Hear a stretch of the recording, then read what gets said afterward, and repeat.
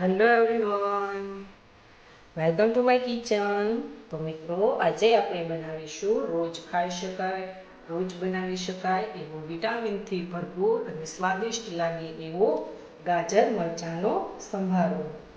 તો મિત્રો, આ વિડીયો છેલ્લે સુધી જરૂરથી જોજો, સ્કીપ બિલકુલ પણ નહીં કરતા.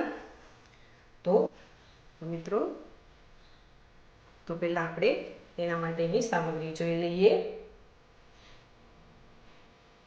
તો મિત્રો, તમે જોઈ શકો છો કે મેં અહીંયા 3 નંગ જેટલા ગાજર લીધેલા છે, 3 નંગ મેં ગ્રીન કલરના મરચાં લીધેલા છે.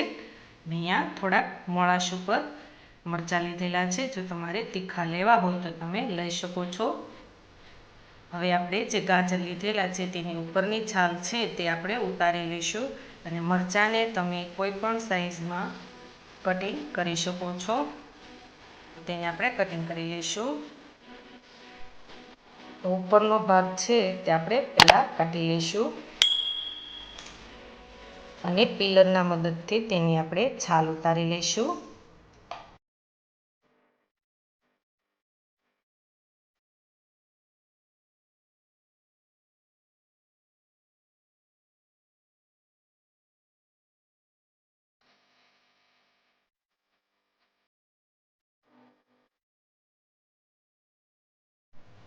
તો હવે આપણે મરચાંને પણ કટિંગ કરી લઈશું.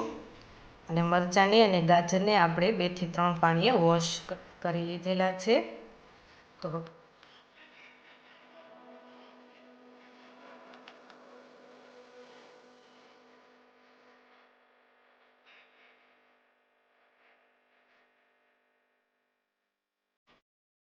હવે ખમણીના મદદથી આપણે ગાજરને ખમણી લઈશું.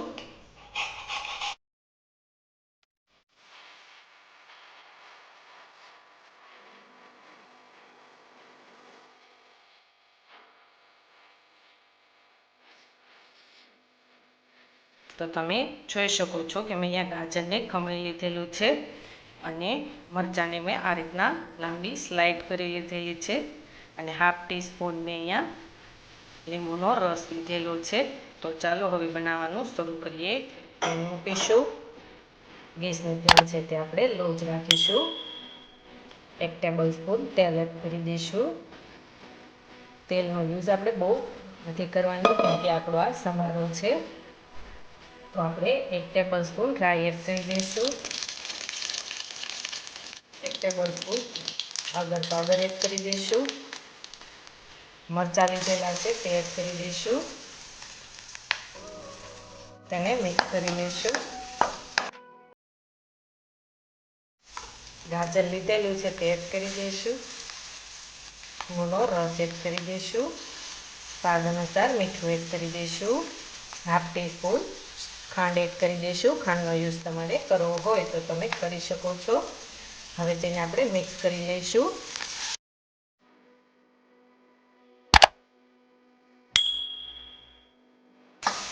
તો આ રીતના આપણે સંભારાને સતત હલાવતા જ રહીશું.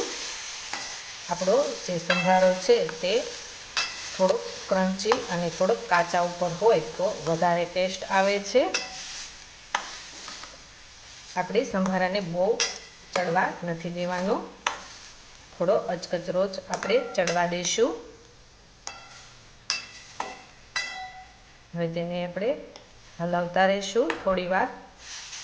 તો હવે આપણો જે સંભારો છે તે સરસ મજાનો બની ગયો છે. તો તેને હવે આપણે લઈ લઈશું.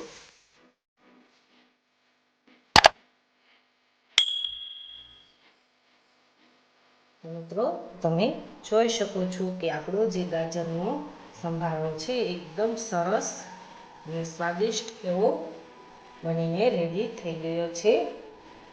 મિત્રો, આ રેસીપી ઘરે એકવાર બનાવવાની જરૂર ટ્રાય કરજો. બહુ ટેસ્ટી અને સ્વાદિષ્ટ લાગશે.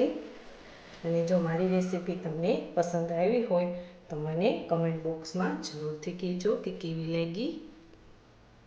અને મિત્રો, એક રિક્વેસ્ટ છે કે તમે મારી ચેનલને હજી સુધી સબસ્ક્રાઈબ નથી કરી તો જલ્દીથી સબસ્ક્રાઈબ કરો, લાઈક કરો, શેર કરો અને બાજુમાં બેલ આઇકોન બટનને પ્રેસ કરો, જેથી કરીને તમને મારા નવા વિડીયોની નોટિફિકેશન સૌથી પહેલાં મળે.